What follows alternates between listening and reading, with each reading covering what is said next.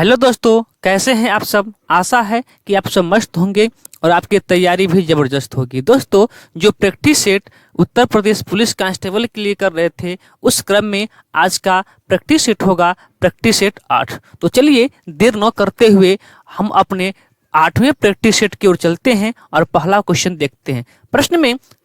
पहला क्वेश्चन कह रहा है कि निम्नलिखित में से कौन सी पुस्तक मिताली राज की आत्मकथा है। तो मिताली राज की जो आत्मकथा है अनगार्डेड है। ऑप्शन नंबर सी आपका बिल्कुल सही उत्तर हो जाएगा। आप हमें बताइए कि मिताली राज किस खेल से संबंधित है। तो आप बताएंगे कि मिताली राज क्रिकेट से संबंधित हैं, ये महिला क्रिकेटर हैं। चलिए अगला प्रश्न कह रहा है कि मछलियों के हृदय में कच्छ होते हैं, यानी कि उनका हृदय कितने कच्छों में बटा होता है। तो वह बटा होता है 2।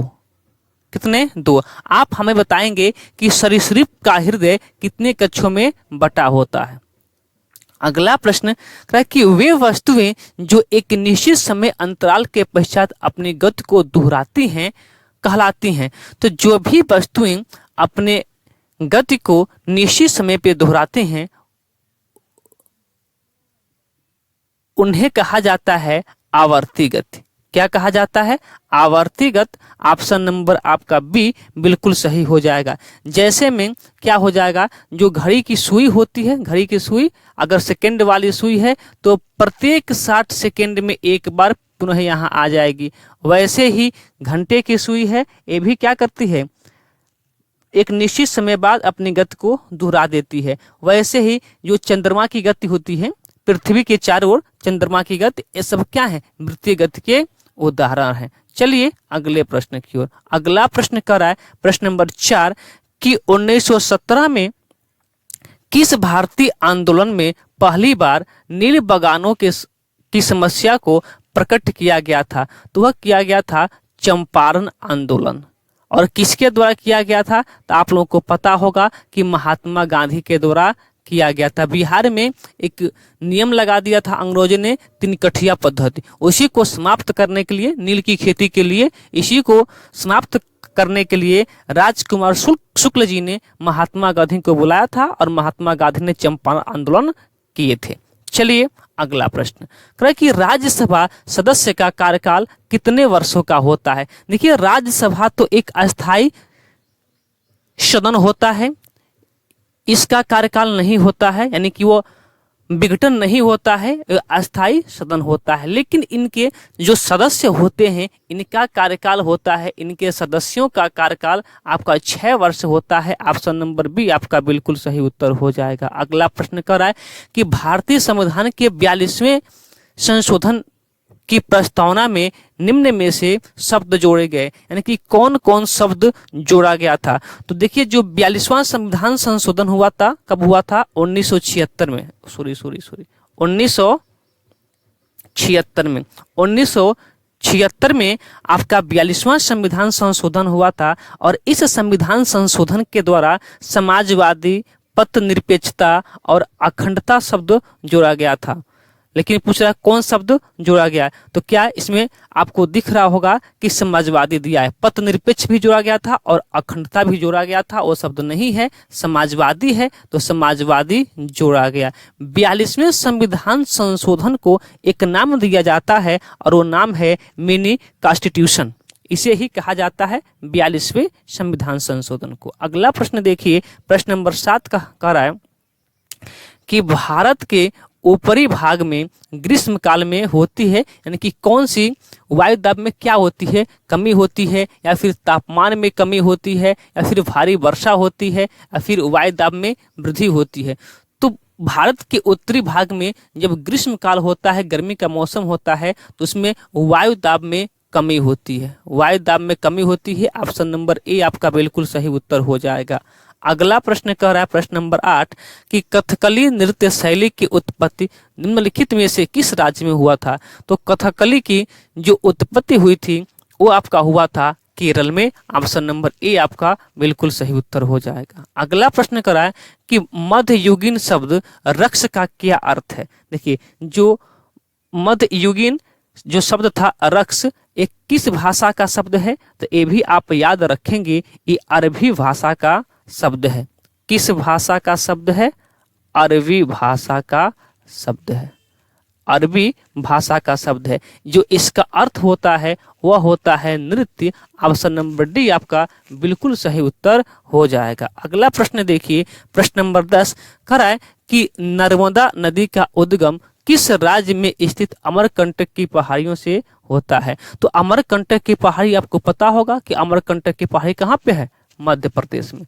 तो यहीं से क्या होती है? नर्मदा नदी निकलती है। आप हमें बताएंगे कि कौन सी दो नदियां जो डेल्टा का निर्माण न करके एस्चुरी का निर्माण करती हैं। एस्चुरी को हिंदी में कहा जाता है ज्वार नद मुख, यानी कि कौन सी दो नदियां ज्वार नद मुख का निर्माण करती हैं। चलिए, एक तो आपका नर्मदा हो गया और एक नदी आप हमें बताएंगे कि कौन सी एक और नदी है कि जो आपका ज्वार नद मुख अर्थात एस्चुरी का निर्माण करती है। चलिए अगला प्रश्न। प्रश्न करा कि निम्नलिखित में से कौन कुचिपुड़ी नृत्य से संबंधित नहीं है? मोस्ट इंपॉर्टेंट प्रश्न है। और आप यदि नाम की ओर बढ़ें तो देखिए, पहला दिया है वेम्पति चिन्ना सत्यम और आपका जो नृत्य दिया है कुचिपुड़ी। कुचिपुड़ी कहाँ का नृत्य है पहले तो यही बता दीजिए। कुचिपुड़ी जो नृत्य है वो आपका है आंध्र प्रदेश का। आंध्र प्रदेश का, ठीक है, आंध्र प्रदेश का। और इस नृत्य शैली से कौन संबंधित नहीं है?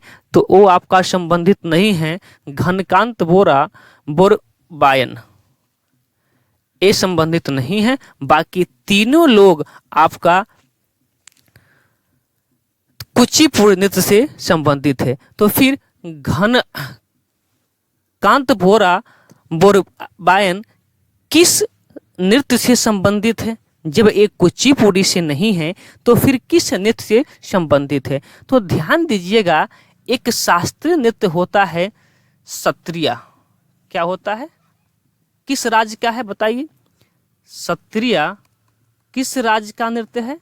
तो ये असम राज्य का नृत्य है और इसी से संबंधित है घनकांत बोरा बोरबायन। ठीक है, चलिए अगला प्रश्न।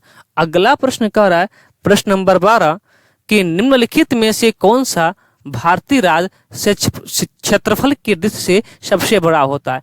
तो देखिए, जो क्षेत्रफल के दृष्टि से सबसे बड़ा राज्य है वह आपका है राजस्थान। सबसे बड़ा राजस्थान। राजस्थान के बाद दूसरा स्थान किसका आता है? नंबर 2 पे है मध्य प्रदेश। महाराष्ट्र कितने पे आता है? महाराष्ट्र नंबर 3 पे आता है। और उत्तर प्रदेश किस पे आता है? चौथे पे आता है। चलिए अगला प्रश्न। कि निम्नलिखित में से कौन एक वैश्विक ख्याति प्राप्ति सितार वादक है? पूछ रहा है कि इनमें से कौन सितार वादक हैं। तो ध्यान दीजिएगा, सितार वादक के क्रम में बिस्मिल्लाह खान तो नहीं है, गिरजा देवी, विश्वमोहन भट्ट, शाहिद परवेज खान। शाहिद परवेज खान क्या हैं? आपके सितार वादक हैं। बात क्लियर? तो चलिए अगले प्रश्न की ओर चलते हैं। कह कि 10 लाख की आबादी तक पहुंचने वाली प्रथम नगरीय बस्ती कौन थी? तो वह नगरीय बस्ती थी आपका लंदन। कौन था? 10 लाख आबादी तक पहुंचने वाली प्रथम नगरीय बस्ती लंदन थी। ऑप्शन नंबर, हाँ ठीक है, लंदन थी या टोक्यो? टोक्यो नहीं, लंदन। ठीक है, हाँ लंदन ही था। ऑप्शन नंबर ए आपका बिल्कुल सही हो जाएगा। ठीक है, चलिए अगला प्रश्न देखिए। प्रश्न नंबर 15 कह रहा है कि कितने भारतीय राज्य 1 नवंबर को अपना स्थापना दिवस के रूप में मनाते हैं? चलिए देखिए, तो स्थापना दिवस एक राज्य आपका है छत्तीसगढ़। मैं पूरा लिख ही देता हूं, छत्तीसगढ़। छत्तीसगढ़ की जो स्थापना होती है 1 नवंबर सन 2000 को होती है। ठीक, लगे हाथ जो पंजाब है, पंजाब की स्थापना 1 नवंबर 1966 को होती है। ऐसे ही हरियाणा भी है, हरियाणा की स्थापना कब होती है? 1 नवंबर 1966 को सेम डे होता है। अगला है मध्य प्रदेश। मध्य प्रदेश की जो स्थापना होती है, मैं लिख दूं एमपी, मध्य प्रदेश, इसकी स्थापना होती है 1 नवंबर 1956, हाँ 1956 का होता है, 1956। और 1956 में 3 राज्य जो हैं वो अस्तित्व में आते हैं। एक तो मध्य प्रदेश हो गया, अगला कर्नाटक, उसके बाद से केरल, ये सभी क्या आते हैं? Same day. और एक और आता है आंध्र प्रदेश। आंध्र प्रदेश एक कब आता है? 1 नवंबर 1956, यानी कि एक और चार आते हैं। ठीक है, 4 आते हैं। कितना हो गया? 1 2 3 4 5 6 7 कहाँ लिखा है? बी पे लिखा है। इन 7 राज्य अपना स्थापना दिवस 1 नवंबर को मनाते हैं। अगला प्रश्न देखिए, प्रश्न नंबर 16 कह रहा है कि भगत सिंह को 29 मार्च 1931 को किसके साथ फांसी दी गई थी? तो वह फांसी किसके साथ दिया गया था? भगत सिंह को सुखदेव और राजगुरु को फांसी दिया गया था। ऑप्शन नंबर बी आपका बिल्कुल सही उत्तर हो जाएगा। आप हमें बताएंगे कि किस केस के तहत इन्हें फांसी दी गई थी। चलिए अगला प्रश्न, प्रश्न नंबर 17 कह रहा है कि वर्ष 1900 में भारत ने ओलंपिक खेलों में भाग लिया जो आयोजित किया गया था। तो 1900 में जिसमें भारत पहली बार भाग लिया था वह आयोजित हुआ था पेरिस में। ऑप्शन नंबर ए आपका बिल्कुल सही उत्तर हो जाएगा। चलिए अगले प्रश्न की ओर। अगला प्रश्न, प्रश्न नंबर 18 कह कि रक्त पट्टिकाओं अर्थात प्लेटलेट्स को किस नाम से भी जाना जाता है? थोड़ा सा टाइपिंग मिस्टेक हो गया है, मैनेज कर लीजिएगा। कह कि जो प्लेटलेट्स है इसको अन्य किस नाम से भी जाना जाता है? तो उसे जाना जाता है थ्रोम्बोसाइट के नाम से, थ्रोम्बोसाइट के नाम से जाना जाता है। चलिए अगला प्रश्न कह रहा है कि किस राज्य में महिलाओं को आर्थिक रूप से आत्मनिर्भर बनाने के लिए मुख्यमंत्री लाडली बहना योजना शुरू किया था? ये प्रश्न रिपीट हो गया है। इसका प्रश्न आप लोगों को पता होगा कि मध्य प्रदेश है। ठीक है, चलिए अगला प्रश्न कह रहा है, प्रश्न नंबर थोड़ा सा, चलिए अब दिख रहा होगा, कह रहा है, या फिर 1 मिनट रुक जाइए, 1 मिनट, अभी दिखाई देगा, हाँ अब दिखाई दे रहा होगा। ठीक है, तो हमने जूम आउट कर दिया, अब दिखाई दे रहा होगा अच्छे से। कह रहा है कि नेशनल मंडेला अंतर्राष्ट्रीय दिवस किस स्मृति में मनाया जाता है? ये भी शायद आपका प्रश्न रिपीट हो गया है। लोकतंत्र के लिए संघर्ष, केवल ऑप्शन नंबर बी, तो ऑप्शन नंबर ए आपका बिल्कुल सही उत्तर हो जाएगा। ये भी प्रश्न, 1 मिनट, नहीं ध्यान दीजिएगा, प्रश्न तो वही है पर ऑप्शन आपके क्या है? अलग अलग हैं, ऑप्शन आपके अलग हैं। देखिए कह रहे कि महिलाओं को बराबर का अधिकार, लोकतंत्र के लिए संघर्ष, सामाजिक भेदभाव को खत्म करना, ये तीनों था। ऑप्शन नंबर डी आपका बिल्कुल सही उत्तर हो जाएगा। आप हमें बताएंगे कि नेशनल मंडेला दिवस कब मनाया जाता है? तो चलिए मैं ही बता देता हूं, 18 जुलाई को नेशनल मंडेला दिवस मनाया जाता है। चलिए अगला प्रश्न कह रहा है कि भारत में विकसित परम सुपर कंप्यूटर का विकास किस संस्था ने किया था? तो वह किया था सीडैक संस्था ने, सीडैक संस्था ने किया था। ऑप्शन नंबर ए आपका बिल्कुल सही उत्तर हो जाएगा। अगला कह रहा है कि भारत में सिलिकॉन वैली कहाँ स्थित है? तो देखिए जो बेंगलुरु है इसका उपनाम ही पड़ गया है क्या? Silicon Valley. Option number C आपका बिल्कुल सही उत्तर हो जाएगा। अगला प्रश्न कह रहा है कि उत्तर प्रदेश के वर्ष 2023-24 के बजट का आकार कितना? देखिए बजट तो 24 का भी आ गया है पर अभी नया है, तो हो सकता है कि आपका 23 का भी पूछ ले। तो जो 2023-24 का बजट था वो था 69,242.43 करोड़। ऑप्शन नंबर सी बिल्कुल सही उत्तर हो जाएगा। अगला प्रश्न थोड़ा सा हमको छोटा करना पड़ेगा, 1 मिनट, चलिए थोड़ा सा ऊपर कर देते हैं, अब दिख रहा होगा। प्रश्न नंबर 24 है, कह रहा है कि निम्नलिखित कथनों पर विचार कीजिए। कह रहा है कि भोजपुरी पूर्वी उत्तर प्रदेश की लोक भाषा है। अपना रीजन दिया है कि पूर्वी उत्तर प्रदेश के लोग अन्य भाषाओं में असहज होते हैं। नीचे दिए गए कुट से सही उत्तर चुनिए। ये बात तो सत्य है कि भोजपुरी पूर्वी उत्तर प्रदेश की लोक भाषा है, बात सत्य है, लेकिन यहाँ के लोग अन्य भाषाओं में असहज हैं, ये बात सरासर क्या है, गलत है। तो केवल यही सही है। कहाँ लिखा है कि ए सत्य है किंतु आर असत्य। ऑप्शन नंबर सी आपका बिल्कुल सही उत्तर हो जाएगा। चलिए अगले प्रश्न की ओर। अगला प्रश्न कह रहा है, प्रश्न नंबर 25 कि उत्तर प्रदेश का कौन सा जनपद दशहरी आम का सर्वोच्च उत्पादक है। तो जो दशहरी आम का सर्वोच्च उत्पादक है, दशहरी आम का सर्वोच्च उत्पादक है, वो है लखनऊ। लखनऊ में एक जगह वह पड़ता है मलिहाबादी। वह जगह तो काफी क्या है, प्रसिद्ध है दशहरी आम के लिए। ठीक है, मलिहाबादी नाम उसका है। चलिए अगला प्रश्न कह रहा है, प्रश्न नंबर 26 कि उत्तर प्रदेश में निम्नलिखित में से कौन सा शहर निर्यात विकास केंद्र नहीं है। तो आगरा है निर्यात विकास केंद्र, खुर्जा भी है, मेरठ भी है, लेकिन इलाहाबाद नहीं है। ऑप्शन नंबर बी आपका बिल्कुल सही उत्तर हो जाएगा। अगला प्रश्न कर रहा है कि उत्तर प्रदेश की लोकायुक्त की पद धारण अवधि क्या है। तो देखिए जो लोकायुक्त की पद धारण अवधि थी पहले तो 6 वर्ष की थी, लेकिन वर्तमान में 8 वर्ष हो गया है। ऑप्शन नंबर आपका डी बिल्कुल सही हो जाएगा। क्या आप हमें बता सकते हैं कि उत्तर प्रदेश लोकायुक्त कौन है वर्तमान में? उत्तर प्रदेश की लोकायुक्त वर्तमान में कौन है? तो वो है न्यायमूर्ति संजय मिश्र। न्यायमूर्ति संजय मिश्र वर्तमान में क्या है, उत्तर प्रदेश की लोकायुक्त है। चलिए अगला प्रश्न देखिए, इसको भी थोड़ा सा छोटा करना पड़ेगा हमको, थोड़ा सा छोटा कर ही देते हैं ताकि आप लोगों को स्पष्ट रूप से दिखाई दे।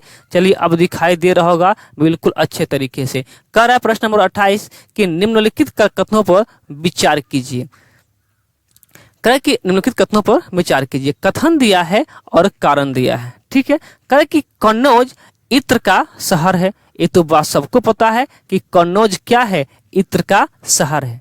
इसे इत्र नगरी के ही नाम से जाना जाता है।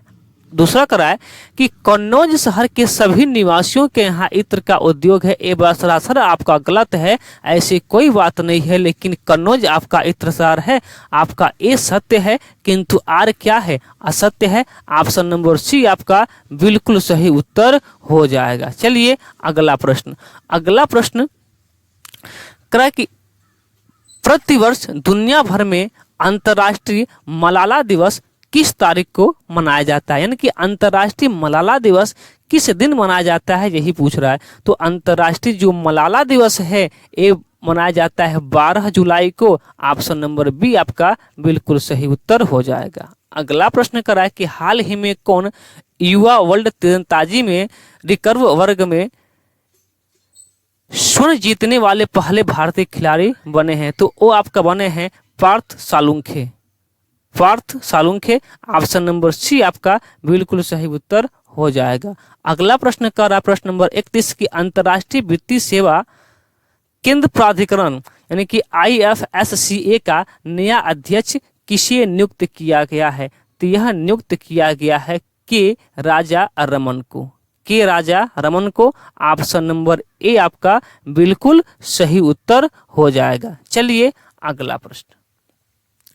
अगला प्रश्न प्रश्न नंबर 32 कह कि GST के लिए संविधान संशोधन के परिणाम स्वरूप संविधान में निम्नलिखित में से कौन सा अनुच्छेद जोड़ा गया। कह कौन सा अनुच्छेद जोड़ा गया, तो वह जोड़ा गया था अनुच्छेद 246A। ऑप्शन नंबर ए आपका बिल्कुल सही उत्तर हो जाएगा। चलिए अगले प्रश्न की ओर। अगला प्रश्न प्रश्न नंबर 33 का है कि सिंगापुर की मुद्रा कौन सी है। तो जो सिंगापुर की मुद्रा है सिंगापुर डॉलर है। सिंगापुर की मुद्रा Singapore dollar. Option number B आपका बिल्कुल सही उत्तर। अगला प्रश्न नंबर 34 34 छूट गया जी, 34 छूट गया, 33 हो गया, 34 छूटा था। उत्तर प्रदेश में सबसे लंबी नहर कौन सी है? तो जो उत्तर प्रदेश की सबसे लंबी नहर है वो आपका है शारदा नहर। यही शारदा नहर किस नदी से निकली गई है? तो नाम से ही स्पष्ट है, शारदा नहर है तो शारदा नदी से ही निकली होगी, और इसी शारदा नदी को कहा जाता है काली नदी।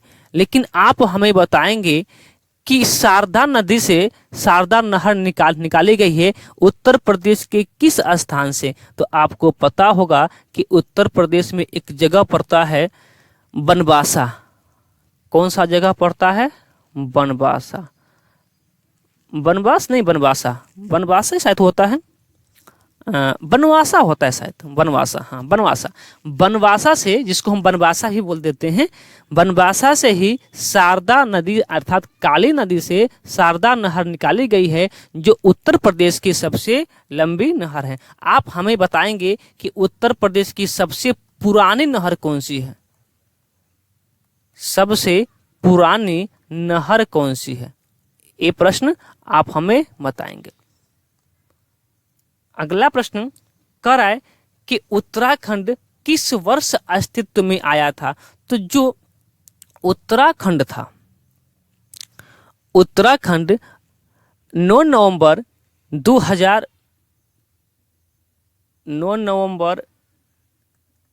सन 2000 को उत्तर प्रदेश के 13 पहाड़ी जिलों को काटकर, ये भी याद रखेंगे, 13 पहाड़ी जिलों को काटकर भारत का 27वां राज्य घोषित होता है, जिसका नाम होता है उत्तरांचल।